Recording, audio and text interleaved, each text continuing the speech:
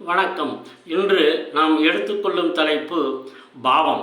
பாவத்தின் பலனை எப்படி பார்ப்பது என்பது. பாவத்தின் பலனை பார்க்கும் பொழுது முதலில் அந்த பாவத்தின் கிரகம் என்னவென்று குறித்து கொள்ள வேண்டும். உதாரணமாக 2ஆம் பாவம் ரிஷப லக்னத்திற்கு பார்க்கிறோம். புதன் 2ஆம் பாவத்திற்கு உரியது. இந்த கிரகம் எந்த நட்சத்திரத்தில் இருக்கிறது என்று முதலில் குறித்து கொள்ளவும். இரண்டாவது, அது எந்த ராசியில் இருக்கிறது என்று குறித்து கொள்ளவும். அடுத்தது, எந்த பாவத்தில் இருக்கிறது என்று குறித்து கொள்ளவும். அடுத்தது, அந்த புதன் எந்த கிரகங்களோடு இருக்கின்றது என்று குறித்து கொள்ளவும். அடுத்தது, அந்த கிரகம் எந்தெந்த கிரகங்களுக்கு நட்சத்திரங்களாக இருக்கின்றன என்று குறித்து கொள்ளுங்கள். இப்பொழுது உங்களுக்கு பலன் பார்ப்பதற்கு மிகவும் எளிதாக இருக்கும். முதலில் புதன் கேதுவின் நட்சத்திரத்தில் இருக்கின்றது. கேது இசை, 12இல் இருப்பதால் வெளிநாட்டு பயணம். அடுத்தது தரவுகள் சேர்த்தல்.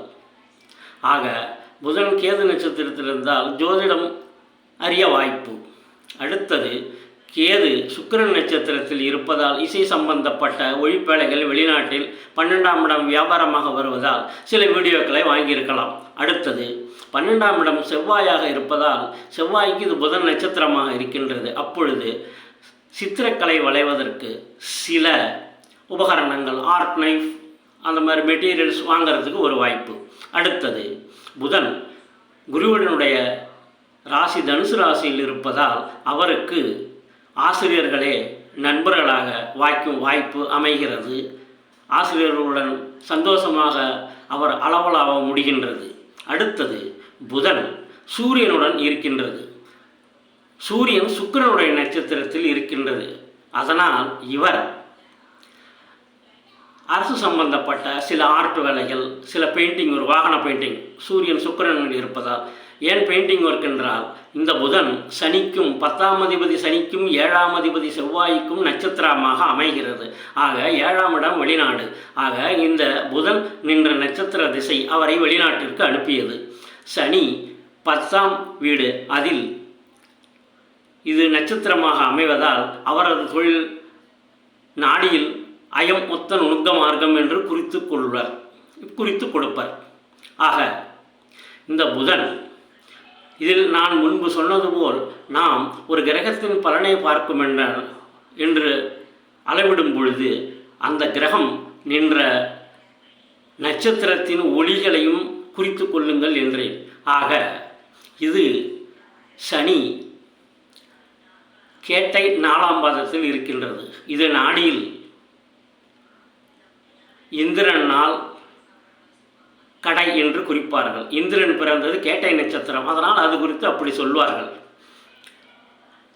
இதில் இருப்பிடம், அதாவது நாம் ரிஷப லக்னத்தில் பிறந்தால் அஸ்தமன லக்னம் 7ஆக வருகின்றது. அப்பொழுது கும்பம் 4ஆவது இடமாக வருகின்றது. அப்போ சனி, ஆக சனிக்கும் இது நட்சத்திரமாக இருக்கின்றது. பிறப்பு சார்ட்டில் சனி 10ஆம் அதிபதியாக வருவதால் அதற்கும் இது நட்சத்திரமாக இருக்கின்றது. ஆக இவை இரண்டும் ஏதோ ஒன்றை குறிப்பிடுகின்றது. அதாவது நாடியில் மிக சிறப்பு அம்சம் என்னவென்றால் topographical view and then places they will tell. அதாவது நாம் கூகுளில் இருந்து டாப் ஆங்கிளில் பார்த்தா பூமியில் என்னென்ன தெரியுது, ஒரு வீடு, ஒரு மரம், ஒரு கோயில். இதையே நாடியில் என்ன சொல்வார்கள் என்றால், அது நவாம்சத்தில் கேட்டையில் விழும்பொழுது, கேட்டை 4ஆம் பாதத்தில் விழும்பொழுது இவர் தங்குமிடத்தில் ஒரு 2 கட்டு வீடு, ஏன்னா இரட்டை ராசி, 2 கட்டு வீடு, விருட்சம், அருகில் நீர் அகழி இருக்கலாம் என்று சொல்லிவிடுவர்.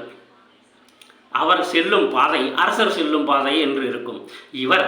அவர் சொந்த ஊரிலிருந்து இங்கே தங்கும் இந்த சூழ்நிலையில், அதாவது தற்காலத்தில் என்ன சொல்லலாம், மந்திரிகள் வீட்டுக்கு அருகில் அவர் செல்லும் வழியில் இருப்பார். ஆக இது அந்த வீடை குறிக்கும் பொழுதும் அதே வருகின்றது. 10ஆம் இடமான சனி கேட்டை 4இல் இருக்கும்போது ஒரு வெளிநாடு சென்ற போது அதே மாதிரி அந்த இது கேட்டை 4ஆம் பாதத்திற்கு உள்ள எழுத்து பூ. இதில் மிகவும் கவனம் செலுத்துங்கள். என்னவென்றால் அது இருப்பிடம், அந்த பூ புதுச்சேரியும் குறிக்கும். அடுத்தது, பூ என்ற எழுத்து அந்த நாட்டு அரசர் திரு சுல்தான் காபூஸ் அவர்களை குறிக்கின்றது. அவர் செல்லும் வழி அல்புஸ்தான் பேலஸ், அங்கேயும் பூ என்ற ஒளி வருகின்றது, அரசர் செல்லும் வழி. ஆக நாடியில் டொப்போகிராஃபிக்கல் டீட்டெயில்ஸ் அவங்க தருவார்கள். சுகர் நாடில் நீங்கள் பார்த்தால் 108 பாதத்திற்கும் இந்த மாதிரி 108 டொப்போகிராஃபிக்கல் டீட்டெயில்ஸ் இருக்கும். ஆக நாம் அதை இன்னும் டீட்டெயிலாக இருக்கும்போது நமக்கு அதனுடைய பலன்களை கணிக்கும் பொழுது இப்படி நீங்கள் கணித்து கொண்டு போனால் போய்கிட்டே இருக்கும். 8ஆம் இடம் என்பதால் ஜனநிலை சீராக இருக்காது அப்படி என்று ஒரு கணிப்பு ஜோதிட வல்லுநர்கள் சொல்லுவார்கள். ஆக இந்த புதன் அவருக்கு ஜோதிட ஞானம், வெளிநாட்டில் சில பணி, தங்குமிடம், ஆக இது இப்படி நாம் இன்டர்பிரட் பண்ணும்போது நீங்கள் இப்படி ஒன்றையுமே நீங்கள் துல்லியமாக எடுக்கும் பொழுது டீட்டெயிலாக கிடைக்கும். இது எந்த புத்தகத்திலும் இருக்காது. நீங்கள் தான் அதை முயற்சி செய்து கிரகம் நின்ற ராசி, கிரகம் நின்ற நட்சத்திரம், கிரகம் நின்ற நட்சத்திர பாதத்தின் ஒளி, ஆக இவற்றை நீங்கள் மிக துல்லியமாக எடுத்தால் அது குறைந்தது 400 பக்கத்துக்கு மேல் போகும். ஏன்னா இது எந்தெந்த கிரகத்தோடு தொடர்பு இருக்கிறதோ, எந்தெந்த நட்சத்திரத்தோடு தொடர்பு இருக்கிறதோ, அப்போ இதனுடைய விரிவாக்கம் சென்று கொண்டே இருக்கும். செவ்வாய் நட்சத்திரத்தில் இருப்பதால் 7ஆம் வீடாக இருப்பதாக, அதனால் என்ன ஆகிறது, துணைவியாரின் நட்சத்திரம் அதன் திரிகோணத்தில் அமையும். அப்போ ரேவதி 1 என்று அமைந்தது. ஆக அதனையும் நீங்கள் அறிய முடியும். ஆக இந்த ஒரு தனம் என்ற பாவத்தில் பார்த்தோம். அடுத்தது குடும்பம், அந்த ஆங்கிளில் பார்த்தா புதன் கேது நட்சத்திரம்.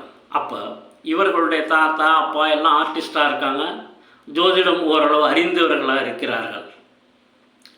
அடுத்தது இவர்கள் 12ஆம் இடமாக கேது இருப்பதால், சுக்கிரன் இருப்பதால் தறிகளுக்கு பாம்பேயிலிருந்து ஷட்டில் என்று சொல்வார்களே நாடாக்கள், அதை அவர்கள் தாத்தா வரவழைத்து அவர் ஊரில் விட்டுறார். ஸோ அவங்க ஃபேமிலி பேக்ரவுண்ட், புதன் என்னும்போது வியாபாரம், ஃபேமிலி பேக்ரவுண்ட், தன குடும்ப வாக்குஸ்தானம். அடுத்தது வாக்குஸ்தானத்துக்கு வருகிறோம். இந்த வாக்குஸ்தானத்திற்கு வரும்பொழுது புதன் செவ்வாய்க்கு விருச்சிகத்தில் நட்சத்திரமாக இருப்பதால் அவர்